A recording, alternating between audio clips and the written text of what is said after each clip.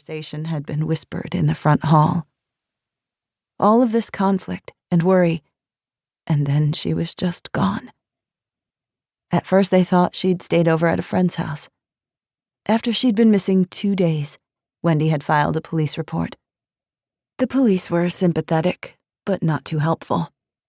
Morgan, they pointed out, wasn't technically missing. Morgan's parting words were a clear message that she was leaving of her own accord. The police were nice, though. They questioned all the sketchy people who frequented Morgan's workplace. They asked about the boyfriend, Keith, but no one knew much about him, much less where he was or how to reach him. To her utter shame, Wendy realized she didn't even know his last name. She'd asked Morgan for his full name and had been accused of interrogating her, so she'd let it drop. Now she knew that letting it go had been a big mistake. The police quickly hit a dead end, but Wendy gave them credit for trying. For her own sanity, Wendy got through the first year by staying busy. In addition to her full-time job as an accountant for a law firm, she put up posters, made phone calls, and created a website. She called Morgan's cell continuously until it no longer connected with voicemail. The phone company said the account had been canceled, but they couldn't give her any other information.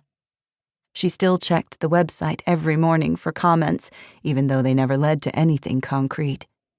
The webpage had a heading that said, "Have you seen our daughter, Morgan Duran?"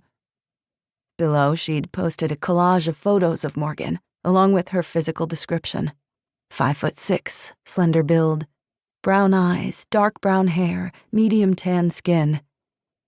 There was so much more to her than that, though. So Wendy had added, "Morgan, if you're reading this, please come home. We miss you so much." So many memories. From early on, her daughter had a smile that could light up the world and a laugh that was infectious. Her older brother Dylan had adored her, still adored her.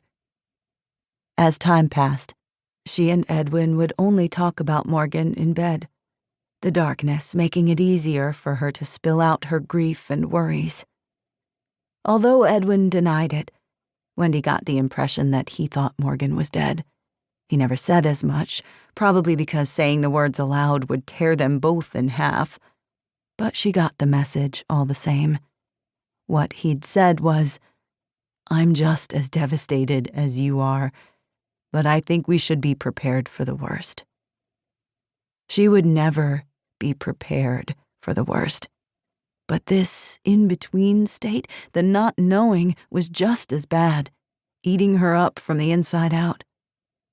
During her busy days at the law firm, she sometimes went hours without thinking of Morgan, but she never made it through a whole day without the agony of knowing her daughter was gone.